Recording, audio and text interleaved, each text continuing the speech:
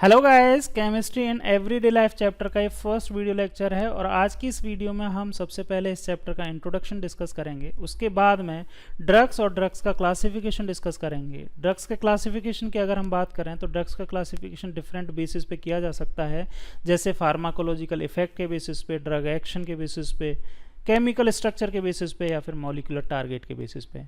Drugs के इन सभी classification को आज की वीडियो में हम कंप्लीट स्टडी करेंगे। चलिए अपनी एनसीईआरटी बुक ओपन करते हैं, चैप्टर स्टार्ट करते हैं। चैप्टर स्टार्ट करने से पहले हम सबसे पहले इन ऑब्जेक्टिव्स को रीड कर लेते हैं, जिससे हमें इस पूरे चैप्टर का एक बार ओवरऑल आइडिया हो जाएगा। इस चैप्टर को पढ़ने के बाद में हम क्या क्या पढ़ पाएंगे? Visualise the importance of chemistry in everyday life या डेली लाइफ।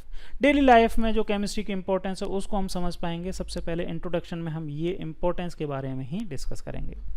नेक्स्ट है टर्म कीमोथेरेपी। कीमोथेरेपी टर्म का मीनिंग क्या होता है इसको समझ पाएंगे। इसके बाद में ड्रग्स के क्लासिफिकेशन के डिफरेंट बेसिस को और उनके क्लासिफिकेशन को हम यहाँ पे पढ़ चुके होंगे। इसके बाद में ड्रग टारगेट इंटरेक्शन, जिसमें enzyme as a drug target और receptor as a drug target हम डिस्कस करेंगे। आगे इस चैप्टर में various type of drug function in body. Drug जो है बॉडी में जाके किस तरह से फंक्शन करती है, मैकेनिज्म क्या होती है, मैकेनिज्म ऑफ ड्रग एक्शन क्या होता है, इसके बारे में इस चैप्टर में आगे पढ़ेंगे। इसके बाद में फूड के बारे में बात करेंगे, जिसमें sweetening agent and food preservative के बारे में डिस्कस करेंगे। और सबसे लास्ट में इस चैप्टर में क्लींजिंग एजेंट के बारे में स्टडी करेंगे, जिसमें सोप एंड डिटर्जेंट के बारे में डिटेल स्टडी होगी। ठीक है, तो ये सभी टॉपिक्स हैं, इन सभी टॉपिक्स को हम इस चैप्टर में कवर करेंगे। सबसे पहले हम बात करते हैं इंट्रोडक्शन की। तो इंट्रोडक्शन में देखिए यार, सबसे पहले अगर इसमें इंट्रोडक्शन वाला पैराग्राफ हम रीड करेंगे तो यहाँ पे हर एक फील्ड में हम हमारे सराउंडिंग में या हम डे टू डे लाइफ में जो भी चीज़ें यूज़ करते हैं उन सभी में केमिस्ट्री का यूज़ है। यानी कि हम ऐसा बोल सकते हैं कि हमारे सराउंडिंग में अगर हम बात करें, हमारे सराउंडिंग में जितनी भी चीज़ें हैं वो सभी किससे मिलकर बनी हुई हैं? वो सभी सब्सटेंस हैं, और सब्सटेंस को ही हम क्या बोलते हैं? केमिकल्स भी बोलते हैं। ठीक है, तो केमिकल्स ही हैं, जितनी भी सब्सटेंस आप देखोगे वो केमिकल्स ही हैं, और केमिकल्स हैं तो वो सभी किससे मिलके बने हुए हैं? एटम्स या मॉलिक्यूल से मिलके बने हुए हैं। तो सभी जगह, जितनी भी जगह आप अपने सराउंडिंग में कुछ भी चीज़ देखेंगे वो किससे मिलके बनी हुई है? केमिकल से मिलके बनी हुई है। या आप ऐसे बोल सकते हैं, आप 11th क्लास के फर्स्ट चैप्टर में यूनिवर्स को सबसे पहले क्लासीफाई करते ही हैं। यूनिवर्स जो है उसको 2 टाइप में क्लासीफाई कर सकते हैं, मैटर में और दूसरा होता है एनर्जी में। 2 ही चीज़ें एग्जिस्ट करती हैं। मैटर का जो स्टडी है वो केमिस्ट्री में हम कर लेते हैं, यानी कि मैटर कहते हैं या फिर केमिकल्स बोलते हैं। ये ही हमारे सराउंडिंग में, हमारे डे टू डे लाइफ में ये सारे केमिकल्स ही यूज़ होते हैं। चलो एक बार रीड कर लेते हैं, जहाँ से और आपको अच्छे से आइडिया हो जाएगा। By now you have learnt the basic principle of chemistry and also realize that it influences every sphere of human life. The principle of chemistry have been used for benefit of mankind. जो chemistry के principal हैं वो Mankind या human के benefit और welfare के लिए use किए जाते हैं। ठीक है, थिंक क्लीनिनेस। अगर क्लीनिनेस के बारे में हम बात करें तो materials like soap, detergent, household bleaches, toothpaste et cetera will come in our mind. और ये सभी जितने भी हम सब्सटेंसेस की बात कर रहे हैं, ये सभी सब्सटेंसेस जो हैं वो क्या हैं? केमिकल से ही बने हुए हैं। मतलब इन सभी के बनाने में केमिस्ट्री इन्वॉल्व है। बात करें अगर हम next look toward beauty clothes. अगर ब्यूटी क्लॉथ्स की बात करें, सबसे पहले हमने क्लीननेस की बात करी, अभी सेकंड हम ब्यूटी क्लॉथ्स की बात करें तो immediately chemicals of the synthetic fibre used for making clothes and chemicals give colours to them will come in our mind. अगर ब्यूटी क्लॉथ्स की बात करें तो जो फाइबर उनमें यूज़ हो रहा है क्लॉथ्स को बनाने में वो सिंथेटिक फाइबर है, मोस्ट ऑफ सिंथेटिक फाइबर है। और सिंथेटिक फाइबर बनाने में भी केमिस्ट्री के प्रिंसिपल यूज़ किए जाते हैं। साथ में अगर उनके कलर्स की बात करें तो वहाँ डिफरेंट टाइप की डाइज यूज़ करते हैं, वहाँ पे भी केमिस्ट्री ही इन्वॉल्व है। नेक्स्ट अगर हम बात करें किसके बारे में, नेक्स्ट हम बात करें फूड मटेरियल्स के बारे में। तो फूड मटेरियल के जितने भी सब्सटेंस हैं, agent A number of chemicals about which you have learned in previous unit will appear in your mind. Previous year उसमें हम कार्बोहाइड्रेट के बारे में बात कर चुके हैं, वहाँ पे भी क्या इन्वॉल्व है? जितने भी फूड मटेरियल्स हैं उन सभी में भी किसका इन्वॉल्वमेंट है? ऑब्वियसली केमिस्ट्री का इन्वॉल्वमेंट है। Of course sickness and disease remind us of medicine. अगर मेडिसिन या मेडिकल फील्ड की बात करें तो वहाँ पे भी किसका इंपॉर्टेंस है, again chemicals, explosive fuel, rocket, propellant, building and electronic material et cetera are all chemicals. ठीक है, मेडिसिन भी केमिकल हैं, इसके अलावा ये एक्सप्लोसिव है, फ्यूल है, रॉकेट, प्रोपेलेंट, इन सभी ये सभी भी किससे मिलके बने हुए हैं, केमिकल से ही मिलके बने हुए हैं। ठीक है, it means chemistry has influenced our life so much that we do not ever realize that we come across chemicals at every moment। हम एवरी मोमेंट में केमिस्ट्री के साथ में इंटरेक्ट कर रहे हैं, केमिस्ट्री हमारे साथ चारों तरफ, केमिस्ट्री के प्रिंसिपल हमारे सराउंडिंग में एवरीवेयर हैं। ठीक है, क्योंकि सब जगह क्या है, केमिकल्स की प्रेजेंस है। That we ourselves are beautiful chemical creations and all our activities are controlled by chemicals। in fact अगर हम अपनी भी बात करें तो हमारी बॉडी भी किससे बनी हुई है, केमिकल से बनी हुई है। तो हमारा क्रिएशन भी किससे हुआ है, केमिकल से ही हुआ है। और इसके अलावा जितनी भी एक्टिविटी हम करते हैं वो भी किससे कंट्रोल होती हैं, केमिकल से ही कंट्रोल होती हैं। जैसे हमारी बॉडी में हार्मोन्स होते हैं, जितनी बायोकेमिकल रिएक्शंस होती हैं, तो हमारी बॉडी की जितनी भी एक्टिविटीज़ होती हैं वो भी डिफरेंट टाइप के केमिकल से ही कंट्रोल होती हैं। ठीक है, in this unit we shall learn the application of chemistry in 3 important interesting areas, namely medicine, food materials and cleaning agent। तो इस चैप्टर में हम 3 एरियाज के बारे में बात करेंगे, मेडिसिन के बारे में, फूड मटेरियल्स के बारे में और cleansing agent, soap and detergents के बारे में। तो बेसिकली यहाँ पे 3 बेसिक क्राइटेरिया हैं या फिर फील्ड हैं जिनके बारे में हम इस चैप्टर में कंप्लीट स्टडी करेंगे। ठीक है, सबसे पहले हम बात करते हैं ड्रग्स एंड देयर क्लासिफिकेशन की। मेडिसिन की बात, सबसे पहला जो फील्ड है वो है मेडिसिन वाला, और मेडिसिन में सबसे पहला वर्ड जो आता है दैट इज ड्रग। अब कई स्टूडेंट या कई लोग इस ड्रग वर्ड को थोड़ा सा नेगेटिव समझते हैं। ड्रग का मतलब वो कुछ ऐसे हेल्यूसिनेशन प्रोड्यूस करने वाले एजेंट के बारे में बात करते हैं। देखो, ड्रग जो है ना वो एक ब्रॉड टर्म है, ड्रग्स जो है वो एक ब्रॉड टर्म है, और इनमें से एक कैटेगरी होती है साइकोट्रोपिक ड्रग्स की। किसकी? साइकोट्रोपिक ड्रग्स की। साइकोट्रोपिक ड्रग्स जो हैं उनके बारे में अगर मैं बात करूं तो साइकोट्रोपिक ड्रग्स में मेनली कैनाबिस प्लांट के जितने भी हैं, कैनाबिस प्लांट है ना, कैनाबिस प्लांट और उसके जितने भी प्रोडक्ट्स हैं उनको इंक्लूड किया जाता है, जैसे भांग है, गांजा है। ठीक है, इसके अलावा ओपीएम प्रोडक्ट्स भी हैं, ओपीएम प्रोडक्ट्स। तो ओपीएम प्रोडक्ट्स भी कैसे हैं, साइकोट्रोपिक ड्रग्स का ही एग्जांपल है। ओपीएम प्रोडक्ट्स में मॉर्फिन है, कोडीन है, ठीक है, हेरोइन है, ये सभी ओपीएम प्रोडक्ट्स हैं। ये सभी, अगर इन सभी की हम बात करें तो ये साइकोट्रोपिक हैं, और जनरली ड्रग वर्ड का यूज जो है वो इस सेंस में ही, कॉमन लैंग्वेज में इस सेंस में ही किया जाता है। लेकिन मेडिकल लाइन में, मेडिसिन फील्ड में ये ड्रग वर्ड जो है उसका यूज जो है वो इनके लिए नहीं किया जाता। इनको तो एक कैटेगरी की ड्रग्स बोला जाता है। मतलब ड्रग्स जिनका मतलब सिंपल सा अगर मैं बोलूँ मेडिकल लाइन में मेडिसिन के लिए लिया जाता है। अब ड्रग्स और मेडिसिन में क्या डिफरेंस है वो अभी हम बात करेंगे। तो मेडिसिन के लिए लिया जाता है, ठीक है। तो ड्रग्स अभी मैं वर्ड बोल रहा हूँ, इट मीन्स मेडिसिन के बारे में ही हम बात कर रहे हैं, ठीक है। ये जो है ये एक टाइप की ड्रग्स की कैटेगरी है, और इनका यूज भी डिफरेंट डिजीज को ट्रीट करने के लिए किया जाता है, ठीक है। चलिए बात करते हैं ड्रग्स की क्या होती है। तो ड्रग्स क्या होते हैं भाई? Drugs are chemicals of low molecular mass. Drugs जो होते हैं उनका मॉलिक्यूलर मास कैसा होता है? लो होता है, 100 to 500 U, ठीक है। मतलब बेसिकली ड्रग्स क्या हैं? केमिकल्स ही हैं। जैसे पॉलीमर्स जो थे वो हाई मॉलिक्यूलर मास के क्या थे? केमिकल्स थे, कंपाउंड्स थे। लेकिन ड्रग्स जो होती हैं वो नॉर्मल केमिकल कंपाउंड या केमिकल मॉइटी होती हैं। केमिकल मॉइटी बोल सकते हैं, केमिकल स्पीसीज बोल सकते हैं, जिनका molecular mass generally 100 to 500 unified mass के इक्वल होता है। These interact with macromolecule target and produce a biological response. ये ड्रग मॉलिक्यूल्स जो हैं, यानी कि केमिकल्स जो हैं, वो मैक्रोमोलिक्यूल टारगेट से क्या करते हैं? इंटरेक्ट करते हैं और बायोलॉजिकल रिस्पॉन्स प्रोड्यूस करते हैं। अच्छा, ये मैक्रोमोलिक्यूल टारगेट्स क्या होते हैं? These are known as receptors. Body में हमारे जितनी भी सेल्स हैं उनके ऊपर रिसेप्टर्स मिलते हैं और उन रिसेप्टर्स से जाके ये क्या इंटरेक्ट करती हैं? ड्रग्स इंटरेक्ट करती हैं और रिस्पॉन्स प्रोड्यूस करती हैं, बायोलॉजिकल रिस्पॉन्स प्रोड्यूस करती हैं। ठीक है, when the biological response is therapeutic, therapeutic का मतलब क्या है कि हीलिंग के लिए, है ना। थेरेप्यूटिक वर्ड का मतलब है ट्रीटमेंट बोल दो, हीलिंग बोल सकते हैं, एंड यूजफुल।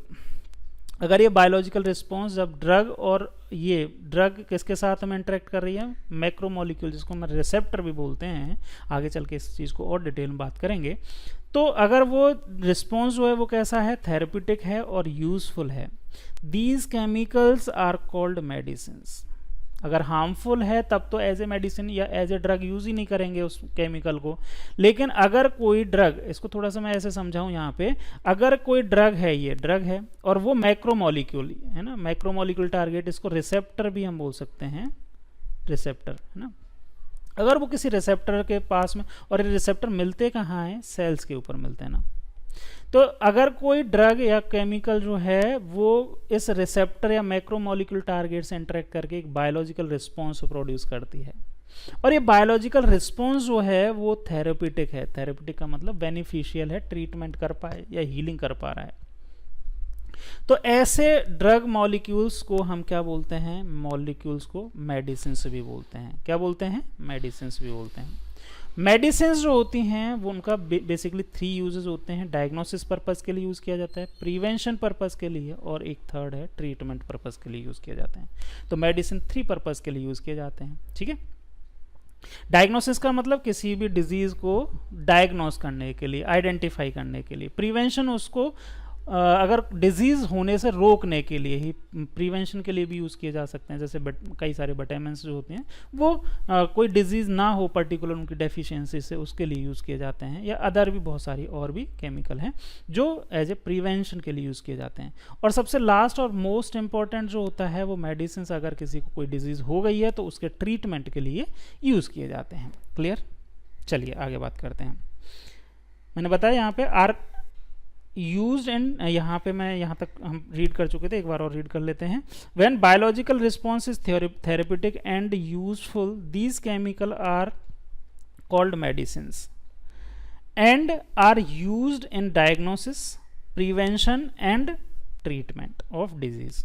तो ये मेडिसिन जो होती हैं वो डायग्नोसिस में भी यूज़ होती हैं, प्रिवेंशन में भी यूज़ होती हैं, और डिजीज़ के ट्रीटमेंट में भी यूज़ होती हैं। Most of drugs used as a medicines are potential poison if taken in dose higher than those of recommended. हाँ, ये जरूर ध्यान रखें कि अगर किसी भी ड्रग को अगर हायर डोज ले लिया, हायर डोज से मतलब जो उसकी रिकमेंडेड डोज है, उस रिकमेंडेड डोज से अगर हायर ले लेंगे तो वो क्या होगी? पॉइजनस हो जाएगी, उसके एडवर्स इफेक्ट आ जाएंगे। एडवर्स इफेक्ट मतलब जो हमारी बॉडी के लिए बिल्कुल भी ठीक नहीं है, रिवर्स इफेक्ट आ जाएंगे, एडवर्स इफेक्ट आ जाएंगे।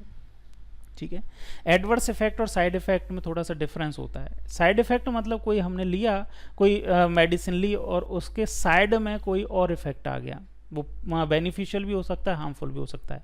और एक होते हैं एडवर्स इफेक्ट। एडवर्स इफेक्ट का मतलब क्या होता है कि वो हार्मफुल ही होते हैं, वो हमारी बॉडी के लिए सूटेबल नहीं होते, उन इफेक्ट को बोलते हैं एडवर्स इफेक्ट। तो अगर आपने कोई मेडिसिन हायर अमाउंट में ले लिया तो मोस्ट ऑफ मेडिसिन जो हैं वो कैसी होंगी? पॉइजनस भी हो जाती हैं।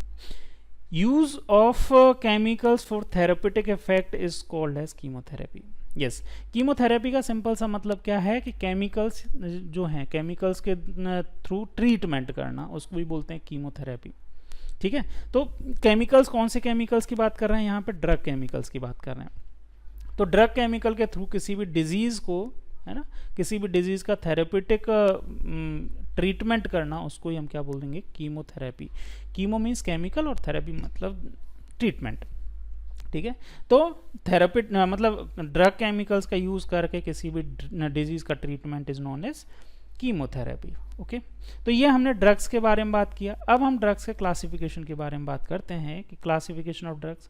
ड्रग्स का क्लासिफिकेशन मेनली कई तरह से किया जा सकता है, ठीक है। Drug can be classified mainly on criteria outlined as follows. वैसे तो कई तरह से किया जा सकता है, लेकिन मेनली इन 4 बेसिस पे ड्रग्स का क्लासिफिकेशन किया जा सकता है। फर्स्ट फार्माकोलॉजिकल इफेक्ट है, सेकंड ड्रग एक्शन है, थर्ड केमिकल स्ट्रक्चर, और फोर्थ जो है that is molecular target. In 4 basis पे मेनली किया जा सकता है। क्लासिफिकेशन और भी तरह से किया जा सकता है, लेकिन जनरली इन 4 बेसिस पे ही क्लासिफिकेशन किया जा सकता है। एक एक करके इनको अच्छे से समझ लेते हैं, फिर हम इनको रीड करेंगे। देखिए, सबसे पहले हम बात करते हैं क्लासिफिकेशन ऑफ ड्रग में, classification of drug on the basis of pharmacological effect, ठीक है। फार्माकोलॉजिकल इफेक्ट का मतलब है, देखो जितना भी ड्रग और ड्रग से रिलेटेड जितनी भी स्टडीज़ हैं उनको हम फार्माकोलॉजी सब्जेक्ट में स्टडी करते हैं, ठीक है। और इसके इफेक्ट्स जो होते हैं, हमारे बायोलॉजिकल रिस्पॉन्सेज जो होते हैं, उनको बोलते हैं फार्माकोलॉजिकल इफेक्ट, ठीक है। Treatment of a particular type of problem, एक टाइप की कोई प्रॉब्लम है तो उस प्रॉब्लम को ट्रीट करने के लिए कैटेगरी या सेट ऑफ कैटेगरीज की हमें ड्रग्स या फिर मेडिसिन यूज़ करनी होती हैं। जैसे फॉर एग्जांपल अगर मैं बात करूं, अगर किसी को पेन है तो उसके लिए पेन किलर की रिक्वायरमेंट होती है, और नॉर्मल लैंग्वेज में तो हम उनको पेन किलर बोलते हैं, लेकिन अगर मेडिकल लाइन में बोलें तो उनको क्या बोलेंगे, एनाल्जेसिक्स। अब एनाल्जेसिक्स के बहुत सारे एग्जाम्पल्स हैं, डिफरेंट एनाल्जेसिक्स हम ले सकते हैं। तो पेन किलिंग के लिए पेन किलर के तौर पे कौन से यूज़ किए जाते हैं, एनाल्जेसिक्स लिए जाते हैं। इसके अलावा एंटीसेप्टिक्स किसके लिए लिए जाते हैं, किल और arrest the growth of micro organism जो हैं उनकी ग्रोथ को रिटार्ड करने के लिए, स्टॉप करने के लिए, या फिर उन माइक्रो ऑर्गेनिज्म को किल करने के लिए एंटीसेप्टिक्स यूज़ किए जाते हैं। Anti hypertensive drugs, anti hypertensive drug का मतलब क्या है कि अगर किसी को हाइपरटेंशन है, हाइपरटेंशन बोलें फिर, या हाई ब्लड प्रेशर बोलें, हाइपरटेंशन या हाई ब्लड प्रेशर है तो उनको ट्रीट करने के लिए हाइपरटेंसिव ड्रग्स ली जाती हैं। इसी तरह से अगर किसी को वायरल डिजीज़ हैं, ठीक है, वायरल डिजीज़ में वायरल फीवर भी हो सकता है तो एंटीवायरल ड्रग्स ले सकते हैं। इसके अलावा वायरल डिजीज़ में HIV हो सकता है, ठीक है, HIV भी एक वायरल डिजीज़ है तो वहाँ पे भी एंटीवायरल ड्रग्स लिए जाते हैं।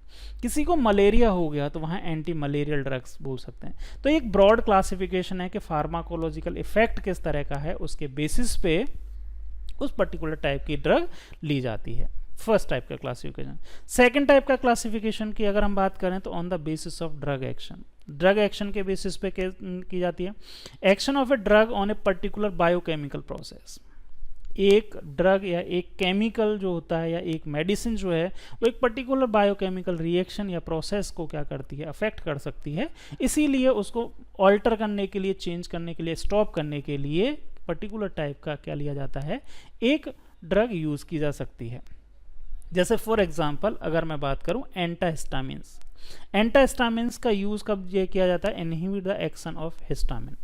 हिस्टामिन जो एक हमारी बॉडी में एक केमिकल होता है हिस्टामिन, वो रिलीज होता है, तो अगर उसका रिलीज ज़्यादा हो जाता है तो वो क्या करता है, इन्फ्लामेशंस करता है, बॉडी में इन्फ्लामेशंस करता है, और इन्फ्लामेशंस को रिड्यूस करने के लिए एंटी हिस्टामिन ड्रग्स ली जाती हैं। जैसे मैं एक कॉमन एग्जांपल आपको देता हूँ, हिस्टामिन की रिलीज होने से क्या होता है, हमारी बॉडी में एलर्जी बोल सकते हैं, इन्फ्लामेशन बोलें, अगर मैं नॉर्मल लैंग्वेज में बात करूं तो उसको एलर्जी बोलते हैं, एलर्जी हो गई, ठीक है। नॉर्मली आपको कई बार जुकाम हो जाता है ना, सर्दी जुकाम हो जाता है, तो आप सेट्राजिन करके एक ले लेते हैं, तो वो भी क्या है, एक एंटी एलर्जिक ड्रग है, ठीक है। इसी तरह से हिस्टामिन जो होती हैं, हिस्टामिन बहुत सारी इन्फ्लामेशंस क्रिएट करती हैं, तो उनको ट्रीट करने के लिए डिफरेंट एंटी हिस्टामिन ड्रग्स ली जाती हैं, ठीक है। इसी तरह से और भी बहुत सारे कैटेगरीज होती हैं, उनको हम क्या कर सकते हैं, ट्रीट कर सकते हैं बाय टेकिंग देयर एंटी, ठीक है। इसी तरह से अगर थायराइड का लेवल इंक्रीज हो गया है तो एंटी थायराइड ड्रग्स आती हैं। एंटी थायराइड ड्रग्स में भी कुछ केमिकल्स होते हैं, उनका स्ट्रक्चर जो होता है वो थायराइड जो हार्मोन होता है उससे थोड़ा सिमिलर होता है, और किस तरह से एक्शन करते हैं वो तो हम आगे बात करते हैं, अभी सिर्फ क्लासिफिकेशन डिस्कस कर लेते हैं। नेक्स्ट क्लासिफिकेशन जो है that is on the basis of chemical structure. Chemical structure के बेसिस पे अगर हम बात करें तो common structural feature have similar pharmacological effect. अगर एक टाइप का ड्रग है और ड्रग में थोड़ा बहुत मॉडिफिकेशन किया गया है, थोड़ा बहुत चेंज है, तो सेम टाइप का अगर कॉमन स्ट्रक्चर है, उनका बेसिक स्ट्रक्चर कॉमन है, स्केलेटल जो है वो कॉमन है, तो उनके फार्माकोलॉजिकल इफेक्ट भी क्या आएंगे, कॉमन आएंगे। जैसे एग्जाम्पल से समझिए सल्फोनामाइड्स। सल्फोनामाइड्स का अगर आप स्ट्रक्चर देखें तो यहाँ पे एक ये बेंजीन रिंग है, ये वाला बेंजीन रिंग, ये वाला बेंजीन रिंग, इसके ऊपर ये NH2 लगा हुआ है, यहाँ SO2 NH2। अब इसको हम बोलते हैं, ये वैसे स्ट्रक्चर एक पर्टिकुलर सल्फानिलामाइड का स्ट्रक्चर है, लेकिन अगर इसमें ये इनकी पोजीशन की अगर मैं बात करूँ, किसकी, इनकी यहाँ पे ये हाइड्रोजन है और ये हाइड्रोजन है, अगर ये हाइड्रोजन इनकी जगह डिफरेंट R ग्रुप लगते चले जाएं, यहाँ पे R एक H हट के R लग जाए, यहाँ पे भी R लग जाएं, मतलब एल्काइल ग्रुप लग जाएं, तो डिफरेंट क्या बनेंगे, आपको सल्फोनेमाइड बन सकते हैं। जैसे सल्फा डायाजीन, सल्फा मिथोक्साजोल, सल्फा सीटामाइड, है ना, सल्फा निलामाइड, ये डिफरेंट सल्फोनेमाइड्स के एग्जाम्पल हैं। सल्फोनेमाइड एक कैटेगरी है। अब सल्फोनेमाइड कैटेगरी में डिफरेंट टाइप के ये सल्फोनेमाइड्स हैं। मैं स्ट्रक्चर्स बहुत ज़्यादा नहीं बता रहा हूँ, इनमें बेसिक स्ट्रक्चर जो होगा सभी सल्फोनेमाइड्स में, ये सभी सल्फोनामाइड्स हैं और इन सभी में बेसिक स्ट्रक्चर जो होगा वो ये ही रहने वाला है। ठीक है, चलिए नेक्स्ट एक और एग्जांपल लीजिए, बीटा लैक्टम एंटीबायोटिक्स। एंटीबायोटिक्स आप जानते हैं, एंटीबायोटिक्स बहुत लेते भी हैं बहुत लोग, है ना, जब बीमार हो जाते हैं तो एंटीबायोटिक्स लेनी होती है। उनमें ही एंटीबायोटिक्स भी डिफरेंट टाइप्स की होती हैं। एक होती हैं बीटा लैक्टम एंटीबायोटिक्स, एक होती है सेफेलोस्पोरिन की स्ट्रक्चर थोड़ी सी डिफरेंट होती है। बीटा लैक्टम की बात कर लेते हैं। यहाँ पे बीटा लैक्टम का क्यों बोलते हैं, क्योंकि ये वाली जो रिंग है, कौन सी वाली, ये वाली जो रिंग है, this is known as beta lactam. यहाँ पे CH N C double bond O, तो ये जो रिंग है, ये वाली 4 मेंबर्ड रिंग जिसमें एक हेटेरो नाइट्रोजन प्रेजेंट है, इस रिंग को हम क्या बोलते हैं, बीटा लैक्टम रिंग बोलते हैं। This ring is known as beta lactam ring.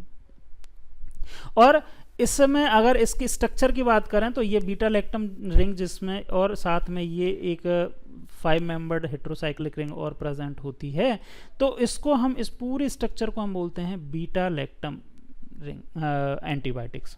अब बीटा लैक्टम एंटीबायोटिक डिफरेंट हो सकती हैं। जैसे पेनिसिलिन है, सबसे कॉमन जो है वो तो पेनिसिलिन हैं। अब पेनिसिलिन में बहुत सारे एग्जांपल हैं, जैसे पेनिसिलिन जी है सबसे कॉमन एग्जांपल, फिर पेनिसिलिन वी है, तो ये कॉमन है। अब इनके स्ट्रक्चर में क्या डिफरेंस आता है, सिर्फ इस R ग्रुप का डिफरेंस आ जाता है।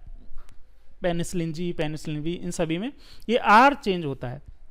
इसके अलावा क्लॉक्सासिलिन, डाइक्लॉक्सासिलिन, एम्पिसिलिन, एमोक्सिसिलिन आपने कहीं ना कहीं कभी ना कभी डिजीज में लिया होगा, बुखार वगैरह आ गया हो या थोड़ा बहुत आपको किसी तरह की प्रॉब्लम्स होती है ना, चोट वोट लग गई हो, वहाँ पे अगर कोई वूंड हो गया है तो वूंड को हील करने के लिए भी क्या किया जाता है, डिफरेंट एंटीबायोटिक्स ली जाती हैं।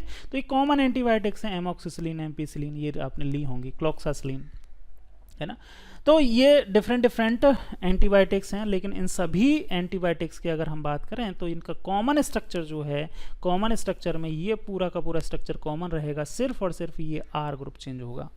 और इसीलिए कॉमन स्ट्रक्चर है तो इनके फार्माकोलॉजिकल एक्शन या फार्माकोलॉजिकल इफेक्ट भी जो होते हैं वो काफ़ी हद तक सिमिलर आते हैं। ठीक है, ड्रग्स का नेक्स्ट क्लासिफिकेशन है on the basis of molecular target. Molecular target के बेसिस पे भी ड्रग्स को क्लासिफाई किया जा सकता है। मॉलिक्यूलर टारगेट जो होते हैं, जो हमने पहले बात की थी, मैक्रोमॉलिक्यूल, जिनके ऊपर अटैच होके ये बायोलॉजिकल रिस्पॉन्स प्रोड्यूस करते हैं, उन मैक्रोमॉलिक्यूल्स के बेसिस पे भी ड्रग्स को क्लासिफाई किया जा सकता है। मॉलिक्यूलर टारगेट जो हैं वो कार्बोहाइड्रेट, लिपिड, प्रोटीन या न्यूक्लिक एसिड हो सकता है, और कॉमन स्ट्रक्चरल फीचर में have same mechanism of action.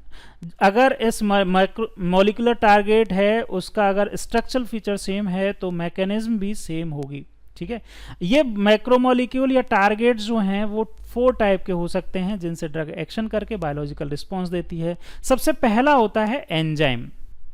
ये वाले इस तरह के एंजाइम है। एंजाइम जो है वो ये एंजाइम के ऊपर क्या करेंगे, ये ड्रग एक्शन करेंगे और रिस्पॉन्स, बायोलॉजिकल रिस्पॉन्स प्रोड्यूस करेंगे। नेक्स्ट टाइप के होते हैं ट्रांसमेम्ब्रेन आयन चैनल। उसके थर्ड टाइप के हैं मेम्ब्रेन बाउंडेड ट्रांसपोर्टर और लास्ट टाइप के होते हैं रिसेप्टर। तो ये 4 टाइप के जो हैं बायोमाइक्रोमोलिक्यूल्स या मॉलिक्यूलर टारगेट्स होते हैं। इनमें से 2 टारगेट्स के बारे में हम आगे पढ़ेंगे भी, फर्स्ट एंजाइम और second receptor as a drug target. तो यहाँ पे 2 के बारे में हम आगे पढ़ेंगे भी, लेकिन टोटल 4 टाइप के ये मॉलिक्यूलर टारगेट या फिर ड्रग टारगेट्स हो सकते हैं, जो कि मैक्रोमोलिक्यूल्स होते हैं। और ये मैक्रोमोलिक्यूल कहाँ होते हैं? ये सभी टाइप के जो मैक्रोमोलिक्यूल्स की मैं बात कर रहा हूँ, ये सभी के सभी किसके ऊपर होते हैं? ये सेल के ऊपर होते हैं, जितने भी हैं। देखो यहाँ पे ये अगर थोड़ा सा आपने सेल की मेम्ब्रेन को अगर रिकॉल करें तो आप यहाँ पे देखेंगे कि ये जो सेल की स्ट्रक्चर ही बना रखी है, ये सेल मेम्ब्रेन की स्ट्रक्चर बना रखी है ना। ये सब जगह सेल मेम्ब्रेन की स्ट्रक्चर बना रखी है, मतलब जितने भी ये वाले जितने भी हैं रिसेप्टर्स हैं, ये सभी मैक्रोमोलिक्यूल्स जो हैं वो किसके ऊपर एसोसिएट होते हैं, किसके ऊपर अटैच होते हैं? सेल मेम्ब्रेन के ऊपर अटैच होते हैं। और इनके ऊपर ही इन डिफरेंट मैक्रोमोलिक्यूल्स के ऊपर अटैच होके ड्रग्स जो हैं, डिफरेंट ड्रग्स अपना बायोलॉजिकल रिस्पॉन्स प्रोड्यूस करते हैं और उनसे थेरेप्यूटिक इफेक्ट आता है। तो एक क्लासिफिकेशन ऑफ ड्रग्स के बारे में बात हुई। चलिए अपनी एनसीईआरटी से भी एक बार रीड कर लेते हैं इन सभी पॉइंट्स को। देखो 4 टाइप के हमने क्लासिफिकेशन पढ़े, वो ही यहाँ पे हैं। सबसे फर्स्ट क्लासिफिकेशन है ड्रग्स का on the basis of pharmacological effect. Pharmacological effect के बेसिस में this classification is based on pharmacological effect of the drugs. It is useful for doctor because it provides them a whole range of drug available for the treatment of a particular type of a problem. For example, analgesic have painkiller effect, antiseptic kills or arrest the growth of microorganism। ठीक है, तो pharmacological effect के basis पे क्या है कि भाई सामने वाला जो पेशेंट है उसको कौन सा किस तरह का सिम्टम्स दिखाई दे रहे हैं, उसके बेसिस पे डॉक्टर क्या करते हैं, उनको उस कैटेगरी की ड्रग या फिर मेडिसिन प्रेस्क्राइब करते हैं। ठीक है, नेक्स्ट टाइप का है on the basis of drug action. Drug action के बेसिस पे ड्रग्स का classification, it is based on the action of drugs on a particular biochemical process. For example, all antihistamine inhibit the action of compound histamine which cause inflammation in the body. Inflammation या फिर allergy के लिए जो responsible है उसको क्या कर देंगे, इनहिबिट कर देंगे। तो एंटी एलर्जिक ड्रग्स की भी कैटेगरी होती है एंटाहिस्टामिनिक drugs. There are various ways in which action of histamine can be blocked. You will learn about in this section. तो एंटाहिस्टामिनिक ड्रग्स के बारे में आगे इस चैप्टर में और भी बताया गया है, पढ़ेंगे बाद में। नेक्स्ट है on the basis of chemical structure. Chemical structure के बेसिस पे भी ड्रग्स को क्लासिफाई किया जा सकता है। It is based on the chemical structure of drug. Drug classified in this way share common structural feature and often have similar pharmacological activity. जैसे एक एग्जांपल मैंने सल्फोनेमाइड्स की बात की थी, तो सल्फोनेमाइड में सभी सल्फोनेमाइड में बेसिक स्ट्रक्चर यही रहने वाला है। इसमें ये आर की जगह डिफरेंट डिफरेंट ये आर ग्रुप लगते जाएंगे, डिफरेंट डिफरेंट सल्फोनेमाइड्स ऑब्टेन होते जाएंगे। कई सारे एग्जांपल हमने अभी डिस्कस किए।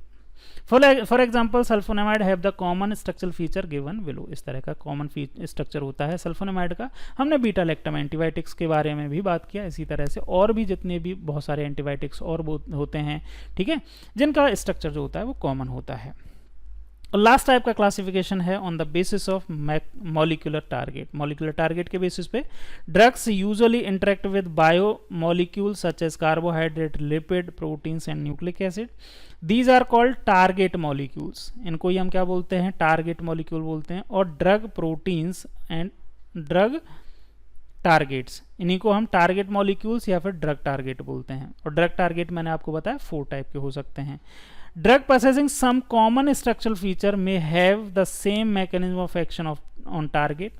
The classification based on molecular target is the most useful classification for the medical chemist. Medicinal chemist जो होते हैं chemist shops में, इस तरह का classification काफ़ी common होता है।